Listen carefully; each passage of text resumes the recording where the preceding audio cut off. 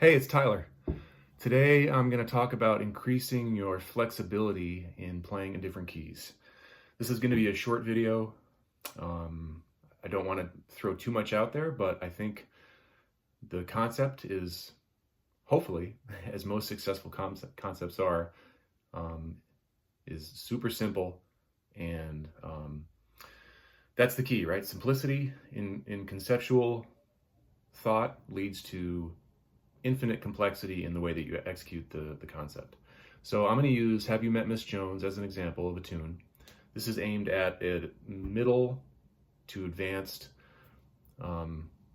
jazz improvisation students. This is assuming you have a base knowledge of really just the movement around the circle of fifths, which essentially is 2-5-1s or 3-6-2-5-1s, or that's basically what jazz is, right? It's movement around the circle. So I hope that you can hear this. This is a new thing I'm trying, playing keyboard while I'm talking. So hopefully the sound's going to be okay. So here's my method.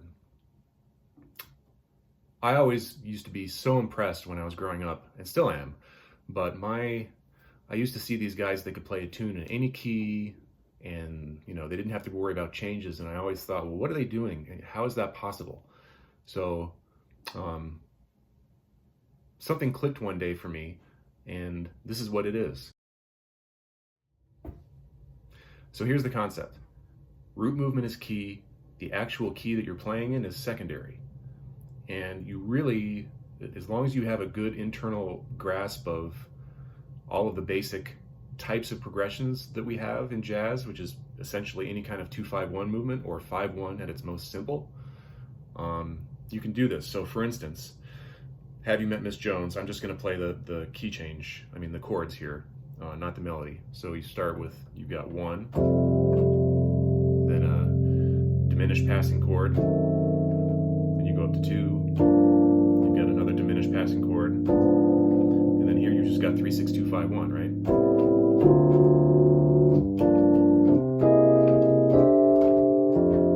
So that's the A section. So really, all I think about for that, because I know it's just essentially you're playing in 1, the root, right? Whatever key you happen to be in. This, I'm having to play in the original key, which is F. 3 out of the 4 sections here, the first 2 A's and the last A are just 1. That's all I'm thinking about. And how you get through there is just basically, the changes.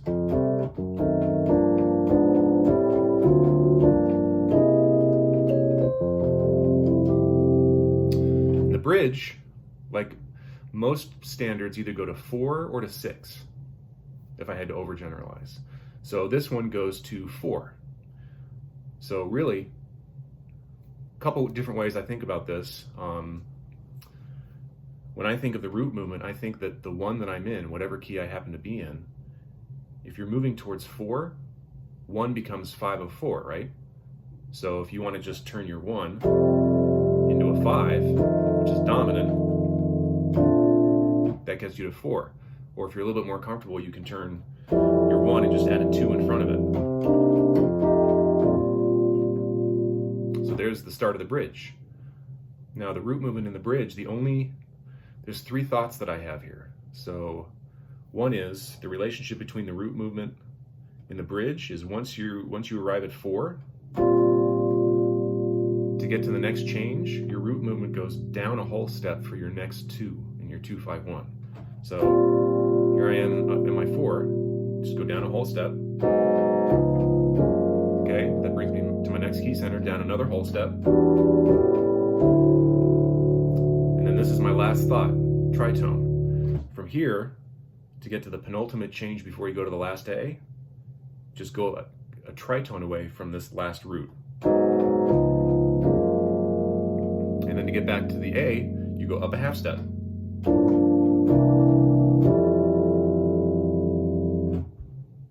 So to summarize the bridge, I know that was probably a lot if you don't think like this. Here are my, 4 thoughts for the bridge. So first is I go to 4, and my 1 turns into my 5, so all I have to do is keep on whatever chord I'm at, turn it into a dominant 5, and then go down a fifth to the next center. So that's the first one. Second one is down a whole step. This is all related to root movement, by the way. Third one is tritone, and because of this, tritone divides an octave equally, so you can't go up or down, it's just a tritone. And then up a half step. So for me, and this is what clicked for me, and I hope this is going to click for you, is that you can boil down these tunes, these standards, to like almost like a shorthand code, much the same way that, for instance, like session musicians in Nashville will do for country music. They'll have a system of numbers, and a lot of people will look at that and think, well, what are they doing? That makes no sense. But I think it's like totally applicable to the jazz world. So have you met Miss Jones? Let me just check my paper here. 1, 2, 3, 4, just 5 thoughts for me. That's it. So it's 1, and then the bridge, go to 4, down a whole step, tritone, up a half step, and that's it. So it really doesn't matter what key you play it in. You can play it in there, the easy keys. I don't know what an easy key is really. It's just whatever your comfort level is. But let's say I want to play it now in B flat, right? So start on 1. It doesn't really matter what key I'm in, but this is what I'm thinking. So 1, passing, 2, passing, and then 3, 6, 2, 5, 1. And if you want to if you're more advanced, you can throw in a 5 of 2 instead of a diminished passing chord on the second A.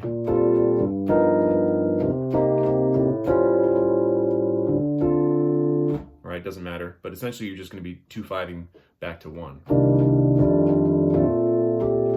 All right, now here comes the bridge. So all I have to do is say, oh, well, B flat is now my 5, so I'll 2-5, or I'll just change that. I'll just do it simple. I'll change that to a 5 and go down to the next chord. So that's my start of my bridge. Whole step, whole step. Here's the tritone, up a half step. So, well, just got an email. Totally amateur right now. Anyway, that's the concept. So whether you play in C or F sharp, I think if you really want to become fluid and comfortable at playing in different keys, and this, by the way, is just not just a piano thing. This works on wind instruments. I'm sure, it's a conceptual shift. So obviously, once you have to learn the tune first. But once you've got the changes in your head, this helps to start with maybe some simpler tunes like a blues or something like blue bossa that doesn't have a lot of changes, right? Try it. This might be something that's, really successful for you and might, at this point in your development, wherever you happen to be, if you've been kind of wanting to get into that like 12 key thing, this is what works for me. So I actually used to keep a little notebook. I started on little index cards, like 3x5 index cards, and I'd have a tune name. So for instance, like, have you met Miss Jones? And I would literally just have my little cheat sheet of these, 3 to 5 concepts or areas. And then that's what I would do. And I would start practicing like that. And it really helped me. So I'll put this, well, hopefully I'll upload this video and I'll have some of this stuff scrolling on the screen while we do this. But there's my thought for today. Reducing chord changes to a workable, compact system to help you get into different keys. Hope you enjoyed it. Have a good session. Bye.